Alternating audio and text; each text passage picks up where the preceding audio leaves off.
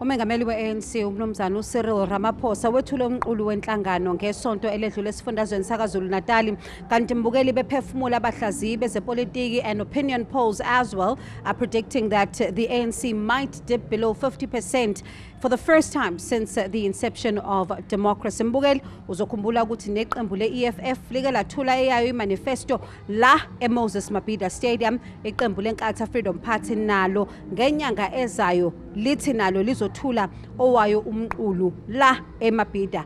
Mbukeli kuleli viki sibuza ukuthi libaluleke kangakanani ivoti la kwaZulu-Natal, kanti futhi wena amaqembu ezombusazwe ubona ukuthi enze njani makuwethulwa ama-manifesto abo. Wena ubona ukuthi akhuluma nawe noma awakhulumi nawe? Yiziphi ezinye zezinto osuyithathile wena osuyizwile? Mbukeli sikhumbuze ke ukuthi ungaba ingxenye lolu hlelo ngokushayela ucingo sizwe umbuzo noma umbono wakho. Inombolo zethu zocingo zithi 011 kanye u-011 7140678. Mbukeli ungabuye futhi usithole emakhasini ethu okuxhumana ku-X @SABC Izindaba, ikhasi lethu ku-Facebook SABC Izindaba.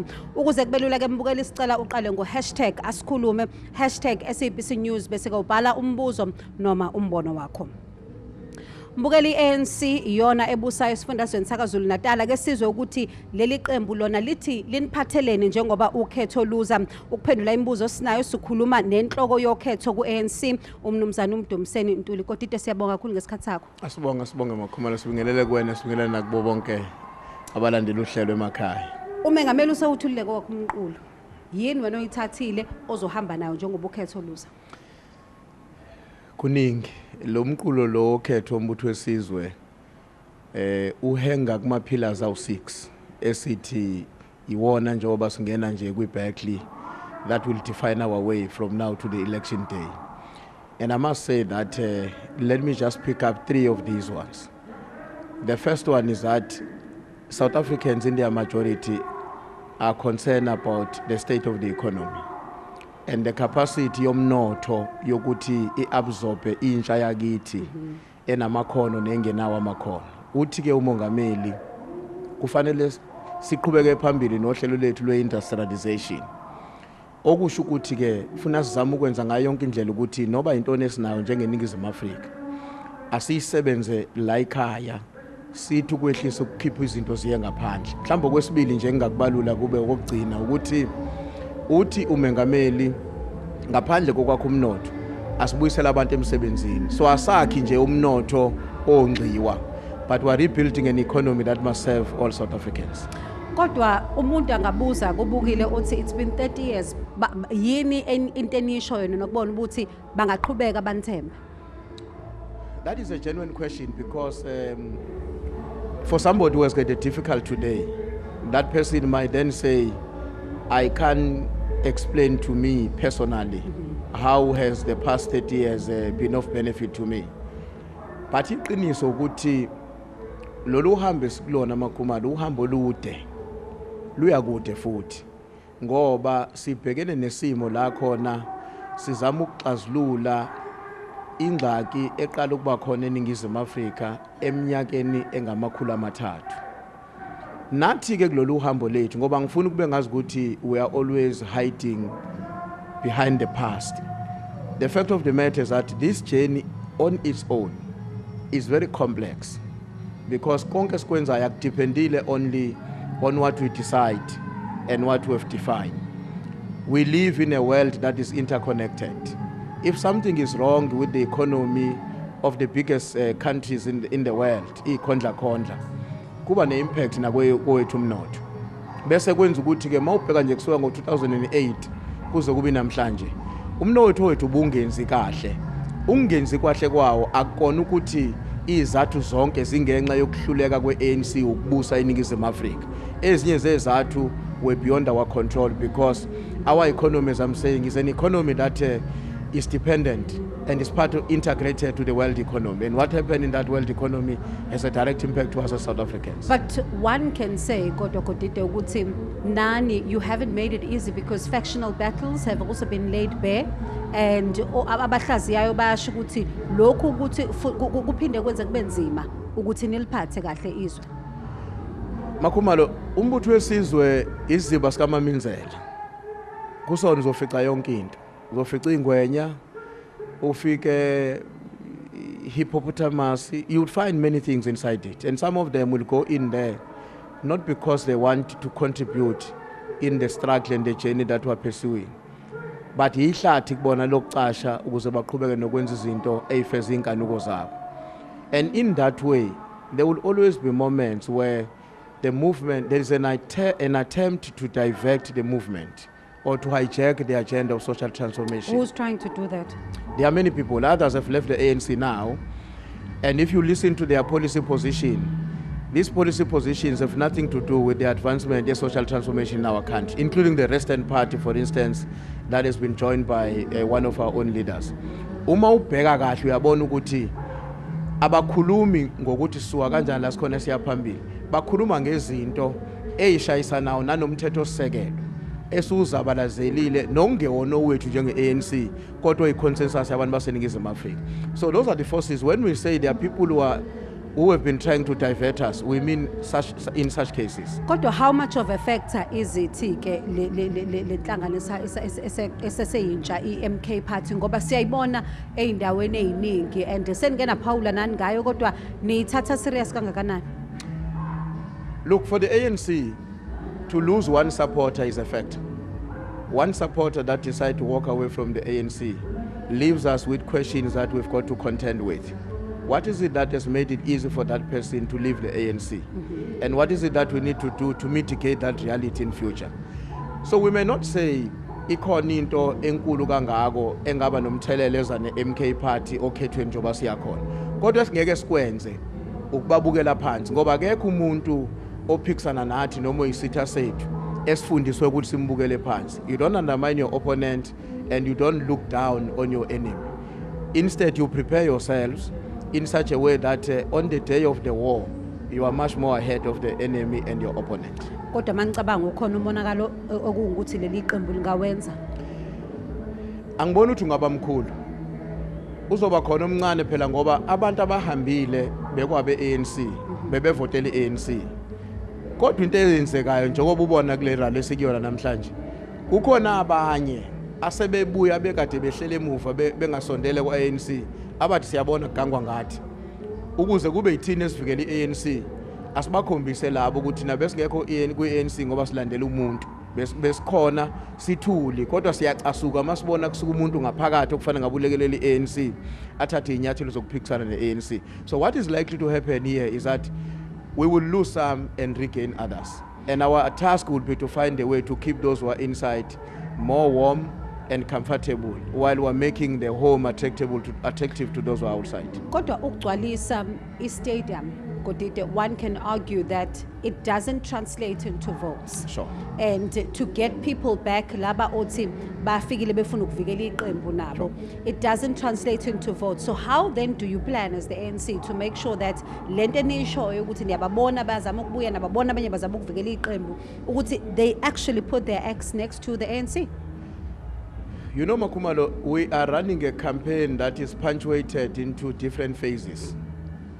We were setting up the machinery from early last year until December. And we used the January 8. The reason why we separated the January 8 in the manifesto launch partly was because we wanted to test the machinery of the ANC.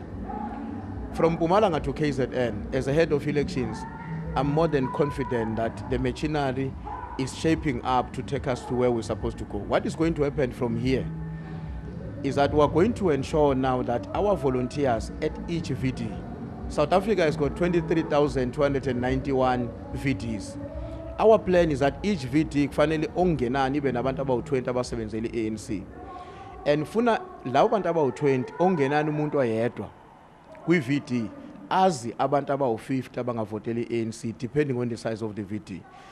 That is the machinery we're going to run. And let me just conclude by saying, you know, at some point, some people were asking me, Guti, it's uncommon Guti singayiboni head of elections. And I said to them, we're setting up the system. When the systems are ready to take off, then one will be able to go out and engage with the public, including through the media, because at that time, the machinery that we've assembled, is now properly oiled and ready to take us into the next level. And that is where we are today. Kodwa ke umuntu uzobuza ukuthi if you are then going to put this many people as part of your campaigning, basuke bekuphi labantu when communities are struggling with water, struggling with access to whatever it is that they want in terms of service delivery?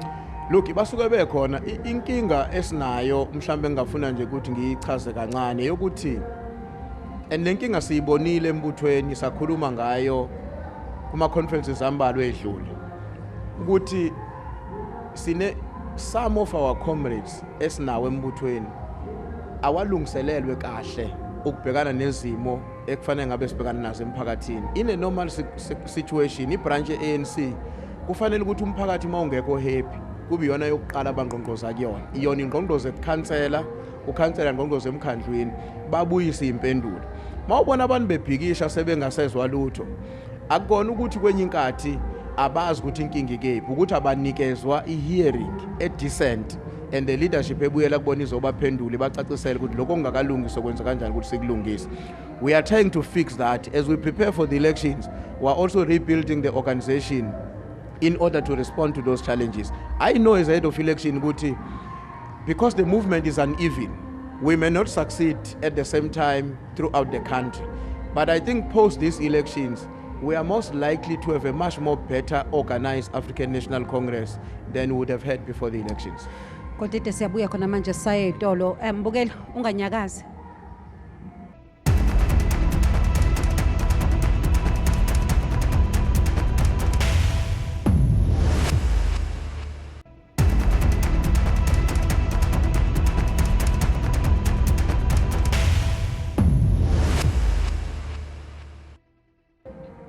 Mbukeli siyabonga ukuthi uhlale kanye nathi sisahleli nayo inhloko yokhetho ku-ANC Mdumiseni Ntuli.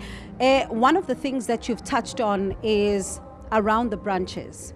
And ngiyakhumbula kahle umongameli weqembu lenu ethi there is going to be a focus on that in the previous January 8th statement. Uyawuchaza umsebenzi okumele ngabe usuyenziwa kuma branches nokuthi abantu ngabe baqala khona uma ngabe bengawutholi ama services abathenjiswa wona, kodwa how much work would you say has been done right now to remedy what we're seeing in terms of ama branches, ngoba you know how the picture has been looking in the past? Look, this has been an ongoing work. When the president was outlining the January 8th statement in January, part of the priorities that he communicated were reaffirmation of what we decided last year. Because we understood that the implementation of our priorities in 2023 was not adequate. We still have a number of branches throughout the country which in our own view have not been repositioned effectively as a machinery that is fit for purpose. And that is what we are currently engaged on. As we are rebuilding our structures ngokhetho, besilungisa ne branch. Ukuthi mani branch, nansi indlela okuyiphatha, nansi indlela yokusebenza, nayi indlela ekufanele nixhumane ngayo nomphakathi, nixhumane ngayo nenhlaka zikahulumeni. Endaweni eziningi ezahlukahlukene, given the work owenzeka khona, uyabona ukuthi ikhona improvement. Kodwa I would be the first to admit that ayikakafiki la sifuna khona. Because even the damage in terms of the quality of the cadership and the structures of the ANC has been very huge. And we need a lot of time to invest to eradicate that damage and rebuild the party to represent what it has always been. One would say, obviously, we know it's not the ANC's first time, Moses Mabhida, but we're seeing quite a battle, and KwaZulu-Natal becoming a battleground. Then the natural question to ask is, why is the KZN vote so important? For the ANC, there are two reasons. The first one is that KZN has the biggest membership of the ANC in terms of members of the ANC. The second one is that in terms of the election from 2009, KZN has been producing the highest support of the ANC, not just in percentages, but in terms of the actual numbers. Because you may have instances where a province like Limpopo will give the ANC 80% of the support, maybe KZN give the ANC 60%. But in the actual numbers, when you compare the two, you will discover that the majority of the voters that the ANC received are coming from KwaZulu-Natal. So in that way, KZN becomes a battleground. In this country, you have to control at least 2 of the 3 major provinces. If you don't control all of them, at least retain KZN as well as Gauteng, while simultaneously we are making a very strong push towards pushing back the DA and growing your numbers in the Western Cape. And the reason is simple.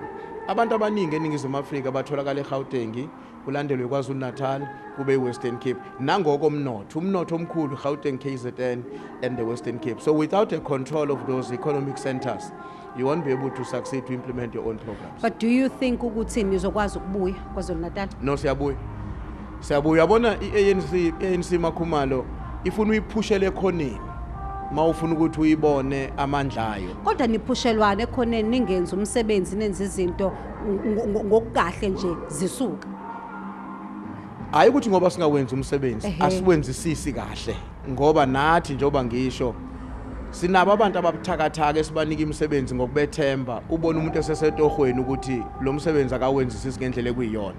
Kwenye inkathi sibuye sithatha isikhathi eside ukugudluza umuntu ohlulo umsebenzi.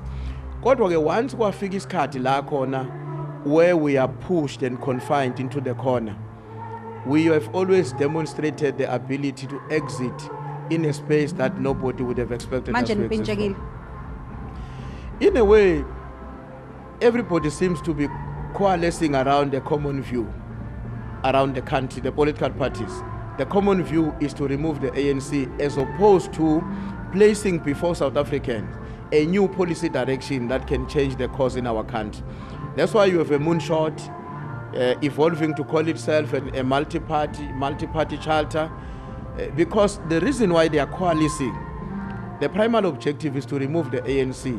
They will then decide what happens if they succeed to remove the ANC. Now, South Africans, you can't take them for the ride and say, Sizolinda and keep ANC kuyimande nisithethe nizokwenzani ngeSouth Africa. The response we are seeing in Mozambique is South Africans communicating a very clear and unequivocal message that we can't allow the situation where you use some of the weaknesses in the ANC to justify for it to be taken out of power. But one could also argue to say that you've made things difficult for yourselves. You did admit ukuthi kunabantu abangagudluzwi on time. Yeah. And some South Africans still say that you are taking too long to deal with the issues of corruption. You know, Makhumalo, udaba lokuphathizwe uzokhumbula ukuthi masingena ngo-1994 besingenabo abahola bekabakhulumeni. So into ebesiyenza kahle ikhandipha noyilise emoyeni. So when we are fixing it while it's on air, because you can't ground it and fix it, we don't have time. South Africans are impatient. The legacy of colonialism and apartheid is very obvious when you walk around. So it's inevitable that in that kind of a situation where you are fixing a flight that is already aboard and it's on air, there would be mistakes that are going to be committed along the way. And I think we've learned from that period. And I think that from now going forward, we should be a better party and a better governing party. But are you prepared for the possibility you might dip below 50%? I can't imagine it. I mean, I've seen the polls that have made that kind of a suggestion. And my answer to them has always been that let's wait until the campaign kickstarts, because the influence towards the polls also has to do with the level of the campaign on the ground. Now that we have launched the campaign formally, I can tell you that the next few polls leading to the elections will be rating the ANC far above 50%. Quite an interesting one that you're saying is ngizothanda ukuthi sibuye ngalokho ke when we come back. Mbukela ke sithi shelele eItolo siyabuya khona manje.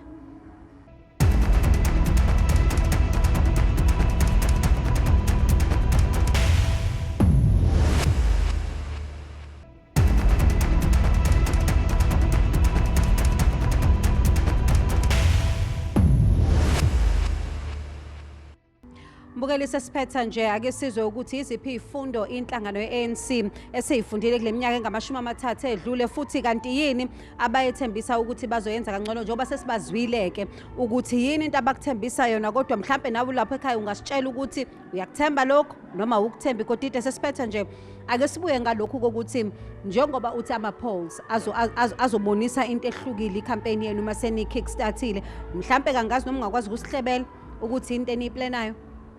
Uyabona mawubheka ama-polls abekhona before June last year. Masiwaqhathanisa nabe khona after June last year. You will see that after June last year isimo sibe worse because there was a serious problem of load shedding. But i-polls ezenziwe post Christmas, because of the period, the situation was not that negative at that time, quite different. Now, in an election campaign, when people are not yet certain about your plans, and I would tell you, the ANC members always want an ANC that shows a level of determination and aggressiveness. You may have noticed if you look at the speech of the president in January and today, this is not the president we are used to. This is a president who's in the warpath, who's prepared to tackle our problems, the problem facing our people, and to address challenges, including internal in the party. The polls that are going to come after that will be a reflection of that, because South Africans were beginning to lose hope that the ANC itself is succumbing to the reality that there are challenges and these challenges cannot be resolved. Kodwa kodide asinibonanga niba na that element of decisiveness in dealing in one voice with the issues around former President Jacob Zuma? We were decisive, but in a different way. You know what we decided to do? When we are preparing for a January 8 rally, in which you are introducing a new direction in terms of your style, your language, your approach, you don't want a situation where that process is mired by a Jacob Zuma ill discipline. So the view of the NEC was that let's go to the January 8. We must note what he has done, but equally we need to understand holistically the impact of what has happened before we jump into conclusion and start either denouncing it or saying that this thing would not have an impact on us. So we know that some members of the ANC were concerned that we're taking long. But it's better to take long and act cautiously so that, like I'm saying to you, you can ensure that you protect those who are inside the ANC while you are reaching out to those who are unhappy and have taken a decision to move away and join another political party. Manje uthini ke kumbukeli namhlanje osemusha othi angisebenzi kodwa angiboni ukuthi in these last 30 years kube khona inguquko empilweni yami, yini into engangenza ukuthi ngiyibuyise i-ANC ngiyifake futhi kodwa ngibe ngingasebenzi? Into yokuqala yokuthi kunenkinga yokuthi siyekelele kakhulu into ye manufacturing in the country yabantu abakhiqizayo imboni.